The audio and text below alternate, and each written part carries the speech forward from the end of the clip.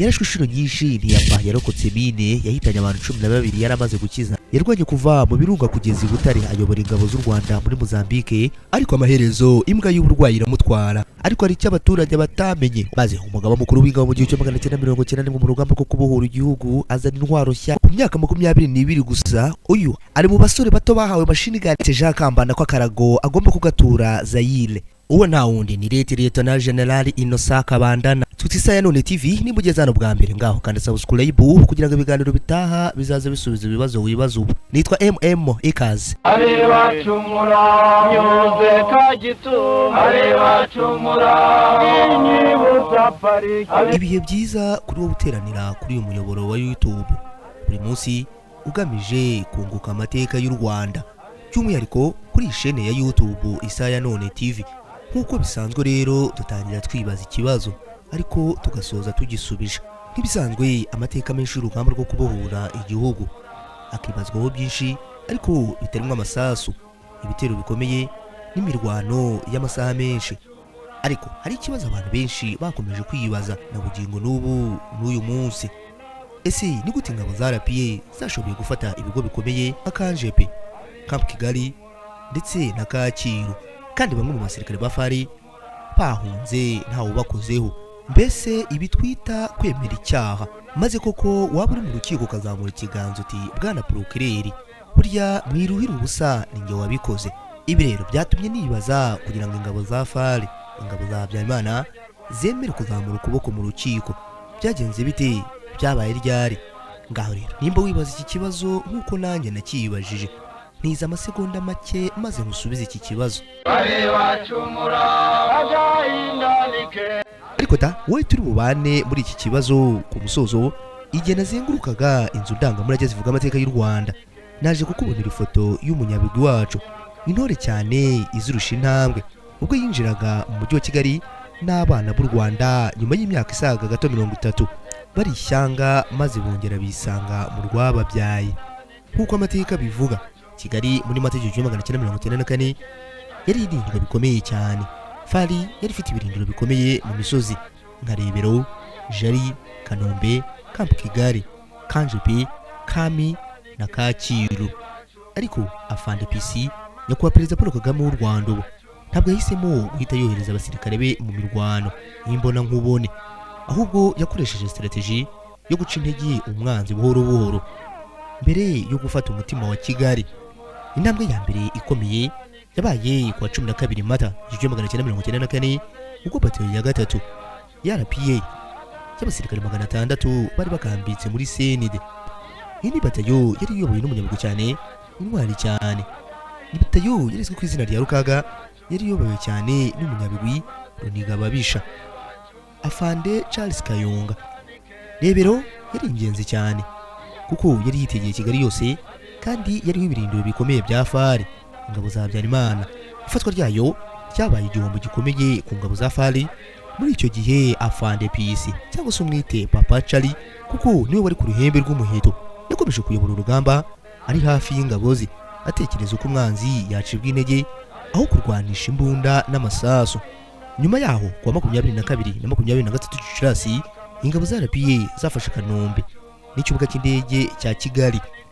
Kwibutsa gato ku mateka, ni ingabo zari muri batayo ya 7 Mobile Force, zari ziyobowe n'umunyabigwi cyane, ingwe y'ishyamba Leti Colonel William Bagire. Iki cyari igikorwa gikomeye cyane kuko Kanombe yari ububiko bw'intwari z'amasasu bya FARI, ndetse hakaba ari naho hari hakambitse abaparakomando b'igisirikare cya Habyarimana. Kanombe ikimara kuvanwamo, FARI yahise ishoberwa maze itangira kubura ibikoresho, ubufasha n'inzira zo kwisuganya. Ku 20 Kamena 1994 RPA Inkotanyi yafashe umusozi wa Jari na Shyorongi. Uwo musozi wa Jari wari muremure cyane kandi witegeye ibice byose by'umujyi wa Kigali. Ibi byatumye ibirindiro bya FARI bitangira kumanuka gake gake byicisha bugufi. Ariko strategy ikomeye cyane yakozwe na Afande PC ni igihe yemeraga ko ingabo za RPA Inkotanyi zica inyuma umwanzi aho kumuturuka imbere gusa.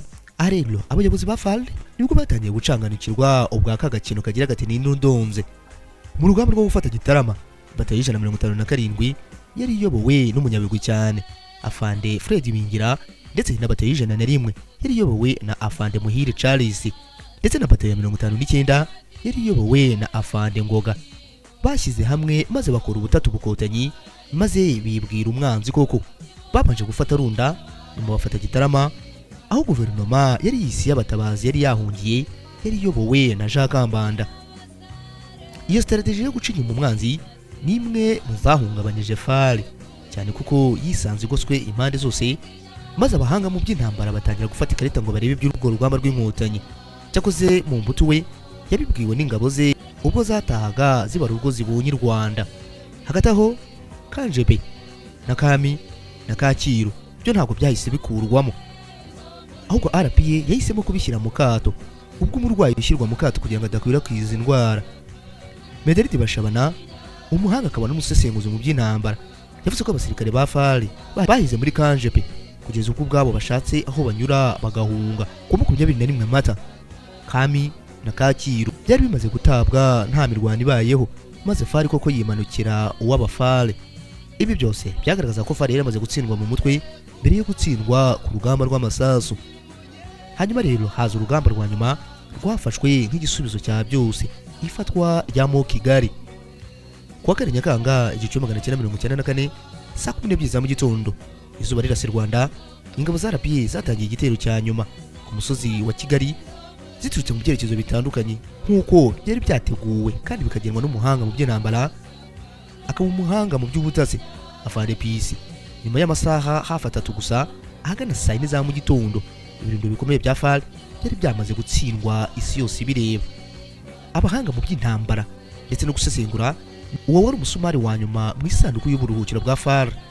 Icyo gihe ibikorwa byose byarapiye muri Kigali ndetse no gukura imisozi itandukanye ndetse n'ibirindiro bya FARC byayobowe n'intwari n'umunyabigwi cyane Afande Samukaka. Ariko ku bitekerezo by'uri ku ihembe rw'umuheto, umugaba mukuru w'ingabo za RPA nyakubahwa Perezida Paul Kagame w'u Rwanda ubu yarakambitse Musha hafi ya Kigali n'ikarita y'urugamba. Musha ni agace karimo uburasirazuba bw'umujyi wa Kigali, hafi yaho bita Rwamagana. Muri iki gihe Jenoside yakorewe Abatutsi mu 1994 maze irahagarikwa. Umugaba mukuru w'ingabo za RPA Inkotanyi yaje ayoboye Inkotanyi, abana b'u Rwanda bavuye Musha maze binjira i Kigali, arangaje imbere abasirikare be mu rugendo n'intsinzi bahinduye amateka y'u Rwanda. Amafoto yafashwe uwo munsi yabaye ikimenyetso cy'intsinzi yo kubohora igihugu no guhagarika Jenoside yakorewe Abatutsi mu 1994. Iba imwe muri strategie zatumye RPA itsinda urugamba rutari rworoshye: ubwenge, gutekereza kure, ushyira umwanzi mu kato, no maze abajenerali b'isi n'abategura intambara bongera gusubira mu makarita yabo y'intambara kugira ngo barebe strategie yakoreshejwe. Nuko tariki ya 4 Nyakanga 1994, intore izurusha intambwe yinjiye mu mujyi wa Kigali, maze ubuhunzi bushyirwaho akadomo gutyo. Ngicyo igisubizo cy'ikibazo twatangiye twibaza.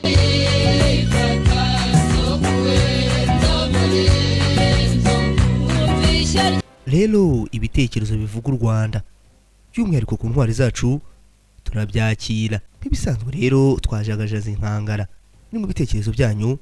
Cyakoze uyu munsi umukunzi wacu yaciye mu gikari maze aratwandikira ati: mwazaduhaye amateka ya Leti Afande Kabandana, natwe tuti nguyu intwari cyane, inkotanyi cyane, umushyushya rugamba yaguye nk'ifarashi y'ibwami. Banyarwanda, uyu munsi ntabwo turi buvuge gusa ku mateka y'umusirikari, turavuga amateka y'umugabo wabaye igice cy'urugendo rwo kubohora u Rwanda. Turavuga Leti Afande Innocent Kabandana. Uyu yavutse mu mwaka wa 1968, yavutse nk'abandi bana, maze ababyeyi be baraterana, umuryango urishima, maze bamuha izina rya Innocent Kabandana. Yinjira mu rugamba rwo kubohora igihugu mu 1990, ahagarika Jenoside yakorewe Abatutsi mu 1994, anayobora ingabo mu byiciro bitandukanye, ndetse aba n'umwe mu bagize uruhare mu kubaka igisirikare cy'u Rwanda. Ariko kugira ngo twumve Lieutenant General Kabandana uwo ari we, biradusaba gusubira inyuma, ubwo wa wundi ushaka gusimbuka urukiramende bisaba gusubira inyuma cyane. Mu myaka y'1980 no mu ntangiriro z'1990, u Rwanda rwari igihugu gifunze, igihugu kitabona, aho abana benshi bacyo b'Abanyarwanda bari baragihunze. Ibihumbi by'impunzi byari bimaze imyaka myinshi mu buhungiro, abenshi muri bo bari baravukiye hanze y'igihugu, nta gihugu bafite, nta burenganzira bafite, nta cyizere cy'ejo hazaza. Ariko aho kwiheba bahisemo gufata icyemezo gikomeye, gusubira mu rwababyaye. Muri abo bana rero harimo n'umunyabigwi wacu Leta Afande Kabandana. Mu mwaka w'1990 ingabo za RPA zatangiye urugamba rwo kubohora igihugu.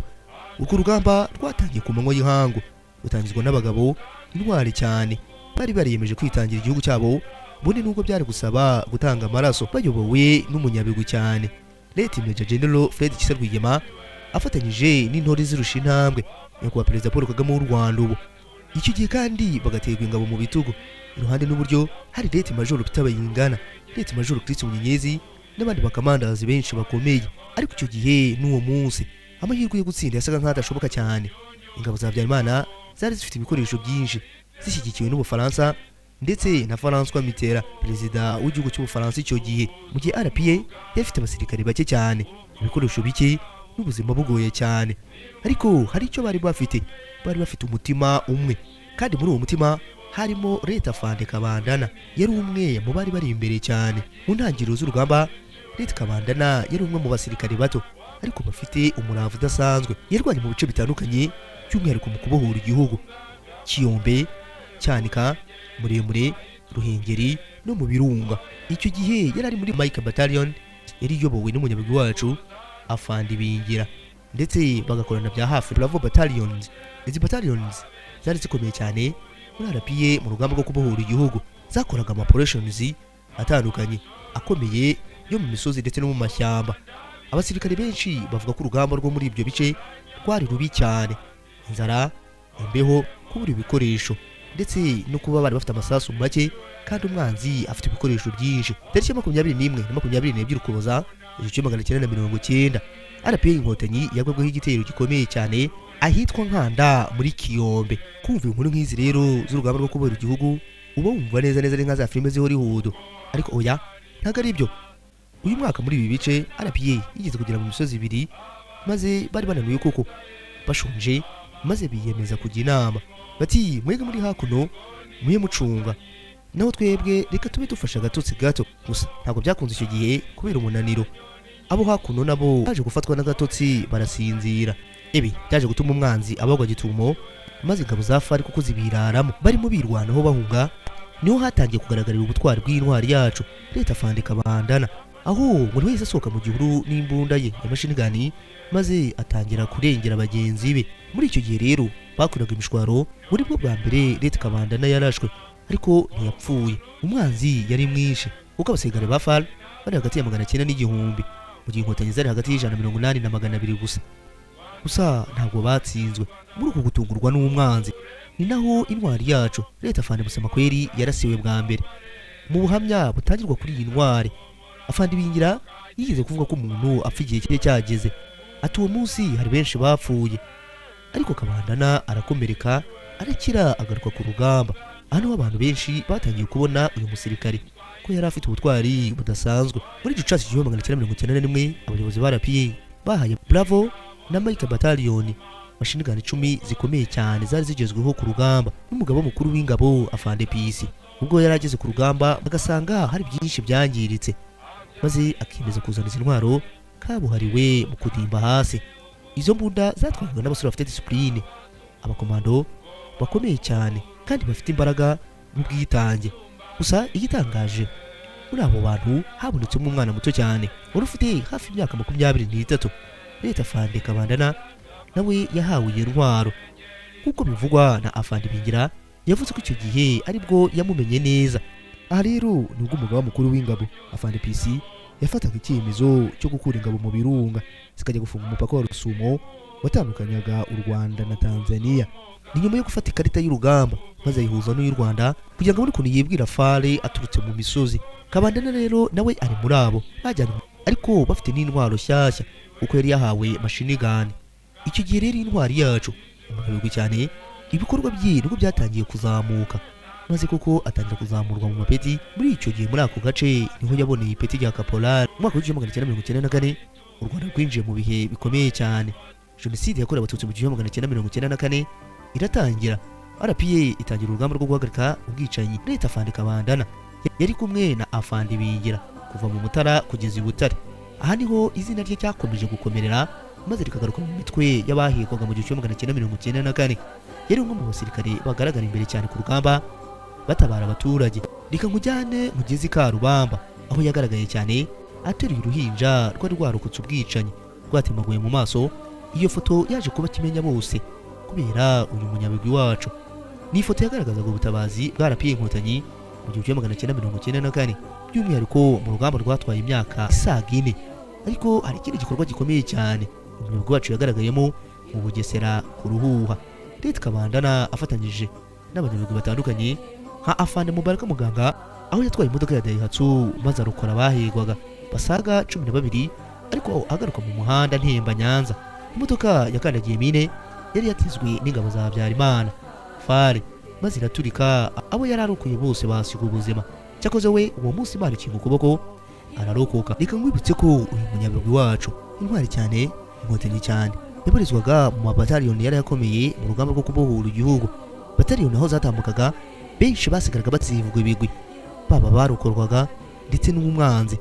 Iyo nta yindi ni bataliyoni 157 yari iyobowe n'umunyabigwi wacu Afande Ibingira yabohoye u Rwanda guturuka mu Mutara ukagenda ukageza i Butare mu majyepfo. Aha niho yabarijwe cyane kugeza urugamba rwo kubora igihugu rurangiye. Abayobozi bari bayoboye bataliyoni 157. Bataliyoni yagaragayemo n'abanyabigwi batandukanye bari bafite igisobanuro cy'urugamba rwari tariki ya 1 Ukwakira 1990. COO wayo yari Afande Fred Ibingira, kwayisi akaba Eric Murukore, OP2 Afande Mubaraka Muganga, IO wayo Afande Wilson Bisiriza, naho PC wayo yari umunyabigwi wacu Lieutenant General Kabandana. Iyi ni bataliyoni yagize uruhare mu kwibwira umwanzi mu rugamba rwo kubohora igihugu. Nyuma y'urugamba rwo kubohora igihugu ndetse no guhagarika jenoside yakorewe abatutsi mu 1994, intwari yacu ibigwi byayo byatangiye kwivugira. Uru ni urugendo rusaga gato imyaka 30 yakoreye mu gihugu cy'u Rwanda, byatumye izina rye rimanuka ku bikuta by'abanyabigwi haba mu mitima y'abantu ndetse no ku nkuta zitandukanye z'isi. Imirimo yagiye agira mu ruhare mu kubaka igihugu cyamubyaye ndetse no hanze yacyo. Lieutenant General Kabandana yagizwe umunyabanga wa gisirikare muri ambasade y'u Rwanda i Washington DC muri Leta Zunze Ubumwe za Amerika, ndetse yaje no kuba umuyobozi mukuru w'amasomo y'ishuri rikuru rya gisirikare rya Gako Military Academy, ndetse anayobora ishuri ry'amahoro rya Rwanda Peace Academy. Mu butumwa mpuzamahanga ntabwo intwari yacu yatanzweyo. Yabaye umukomanda wungirije w'umuryango w'abibumbye mu butumwa bwo kugarura amahoro muri Sudani y'Epfo. Muri RDF naho yakomeje kuzamura izina rye ariko akongeraho u Rwanda. Yabaye umuyobozi w'icyiciro gishinzwe ibikoresho bya gisirikare, Head of Logistics, ndetse anayobora ingabo z'ikirenga zidasanzwe Special Force. Umusanzu we mu bikorwa byo kugarura amahoro hirya no hino ku isi mu mwaka wa 2021, Lieutenant General Kabandana yagizwe umuyobozi w'ingabo z'u Rwanda zoherejwe gufatanya n'ingabo za Mozambique mu ntara ya Cabo Delgado mu bikorwa byo kurwanya inyeshyamba zari zihanze mu baturage. Umusanzu we n'ingabo yayoboraga byagize uruhare rukomeye mu kugarura umutekano muri ako karere ndetse no kugaragaza idarapo ry'u Rwanda ku isi. Nyakubahwa Perezida Paul Kagame akaba n'umugaba mukuru w'ikirenga w'ingabo yamuzamuye mu ntera maze amugira Lieutenant General mu kwezi kwa 9 mu mwaka wa 2022. Iyi ntwari yacu yari umwe mu bantu bicishaga bugufi cyane haba mu kazi ndetse no mu mibanire isanzwe. Leta Afande Kabandana yize Masters Degree muri Business Administration muri Oklahoma Christian University muri Leta Zunze Ubumwe za Amerika. Ubumenyi yarakuyeyo yatoje abasirikare benshi, abenshi bavuga ko yabatozaga discipline, gukunda igihugu n'urukundo rw'abaturage. Uyu munyabigwi wacu intwari cyane kandi yongeye kugaragara mu bikorwa byo kwiyunga ndetse no kumvikanisha hagati y'abiciwe n'abishe. By'umwihariko yagaragaye i Butare muri Kaminuza y'u Rwanda ahazwi nko muri Arboretum. Aha ni hamwe muri benshi bamwibukira ku biganiro yabaganirizaga birimo gukunda igihugu no kwitangira igihugu. Mu mwaka wa 2021 u Rwanda rwohereje ingabo muri Cabo Delgado muri Mozambique. Kabandana yayoboye operasiyo zikomeye cyane zafashe Mosiboa. Iki cyari cicaro gikuru cy'ibyihebe byari bifitanye isano n'imitwe itandukanye yitwara cy'Islamu ikorera hirya no hino ku isi. Ku isonga hazaga Islamic State. Isi yose yatangiye kubona uburyo RDF yakoze operasiyo yihuse kandi ikomeye cyane. Leta Kabandana yari umwe mu bayobozi bari bakomeye cyane muri iyo mission. Noneho reka turebe iminsi ya nyuma y'uyu munyabigwi wacu. mu minsi ya nyuma y'ubuzima bwe Kabandana yararwaye maze ajya kwivuriza mu bitaro bya gisirikare bya Kanombe. Umuryango we wavuze ko benshi bawubaye hafi, ariko ku isonga hakazanya kuba Perezida Paul Kagame n'umuryango we harimo Madame Jeannette Kagame ko babafashije mu kuvuza uyu munyabigwi wacu. Mbere yuko yitaba Imana, Leta Kabandana yasabye abana be gukomeza gukunda igihugu no kudatatira igihango. Ubwo rero disi aya magambo ari ku gitanda kwa muganga yabwiraga abana be yacaga amarenga ku izuba ry'u Rwanda kurenga ariko rikarengana n'ubuzima bwe. Tariki ya 7 Nzeri umwaka wa 2025 itangazo rya RDF rijya ahagaragara rivuga ko Lieutenant General Innocent Kabandana yitabye Imana, maze u Rwanda rwose ruraceceka.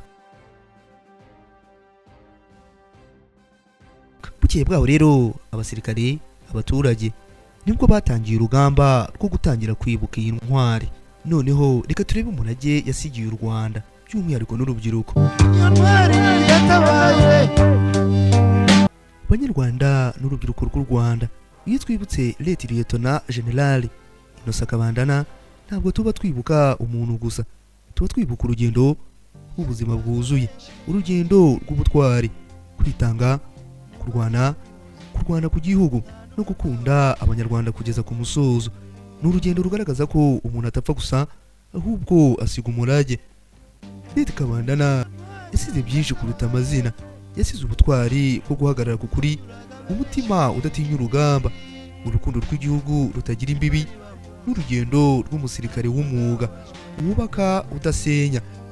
Yanyuze mu ntambara zitoroshye kuva mu Birunga mu 1990 mu duce twa Kiyombe na Ruhengeri kugeza mu 1994 aho yahagaritse jenoside yakorerwaga abatutsi.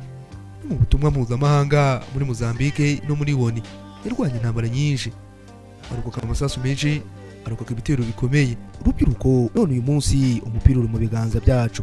Niba Leta Kabandana yararwanye urugamba rwe, twebwe dufite inshingano zo gukwirakwiza umurage we.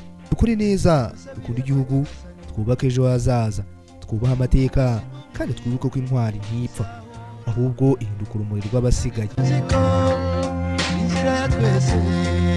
Yasize umuryango n'umugore n'abana 4. Yashyinguwe mu irimbi ry'intwari i Kanombe. Natwe reka tumuherekereshe iyi video. Imana imukomereze ijana. Tuti None TV, niba ugeze hano bwa mbere ngaho kandi subscribe kugira ngo ibiganiro bitaha bizaze bisubiza ibibazo wibaza ubu. Nitwa MM, ibihe byiza.